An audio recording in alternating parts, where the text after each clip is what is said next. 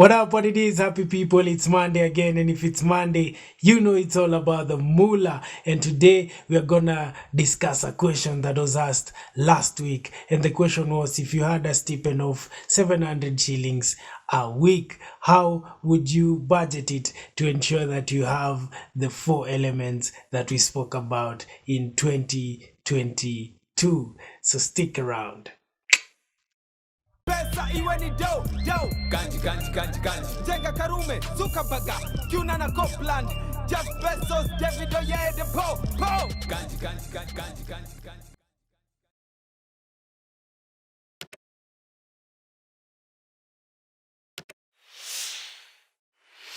Welcome again. Of course, if it's Monday, it's all about the moolah. It's all about money. This is where we talk about all issues money. We talk about how to make extra money. We talk about how to create budgets. We talk about how to save effectively. And today we are answering a question that was asked last week. And the question was, if you had a stipend of 700 shillings, approximately 6 point something dollars, let's say $7 a week, how would you budget it?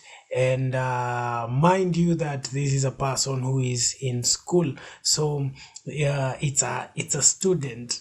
So the way I would tackle it is, one, given that you are a student, it means one, you have the luxury of time, which is really a big factor that you have right now. And two, your expenses are not on the roof high, they are quite low. Probably most of your expenses are on food and maybe airtime and maybe school stuff, like you need to buy a book or something, but probably your expenses are very limited, which is a good thing.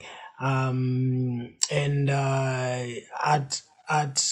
at this moment in time, probably you're not paying rent, probably you're not paying utilities like electricity, water, Wi-Fi, probably you're getting free Wi-Fi at school.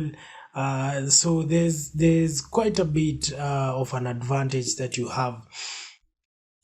So given this amount, the way I would advise that you split it is, one, the first thing that I advise is spiritual givings. If you're a Christian, it's 10%.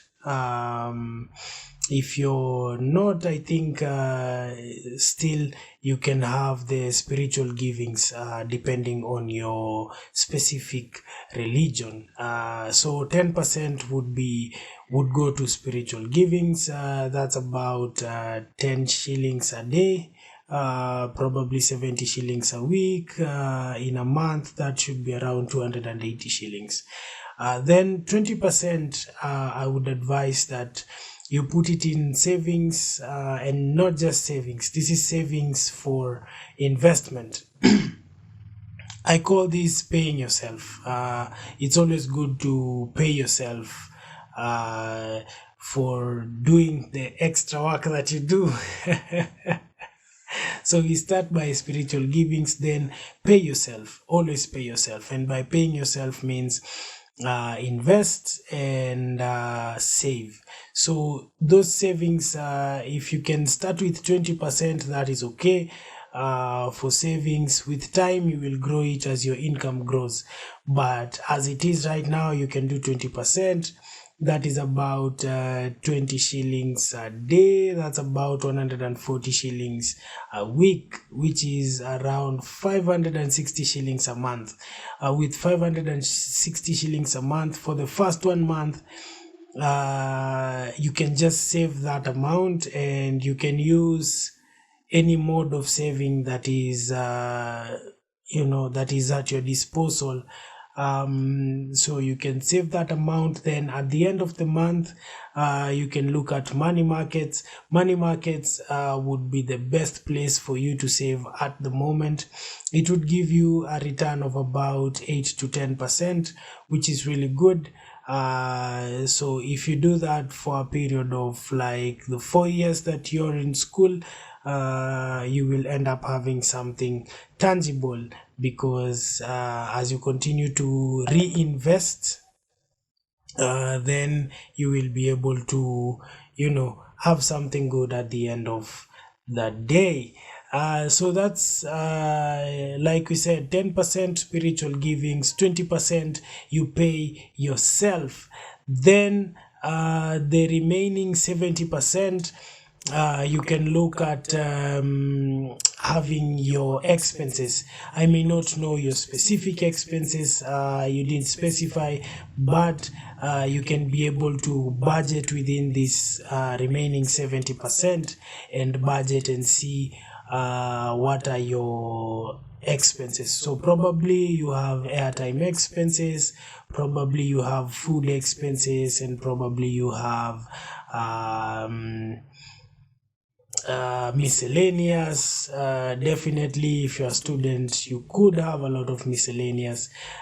So if you budget that within the 70% that is remaining, you will be able to fit in. Be sure to look out for currently, since you're in Kenya currently, the mobile subscribers, the mobile providers that we have around usually have a lot of incentives, especially for young people. So take keen of such incentives. They will help you to save a lot when it comes to your airtime expenses. For food, you can look at buying in bulk or cooking instead of buying. It will save you a lot. So the rest of the things, you can just be able to budget them within the 70% that is remaining. So for your kind of person, that formula would really work. 70% main expenses, 20% savings and investment, which you can grow it with time. The more you find ways to save from this 70%, the more you can grow your savings come investments bit. Then 10%, of course, it's the spiritual giving, which is also mandatory. So if you work that out in that way, you will be able to live happily ever after.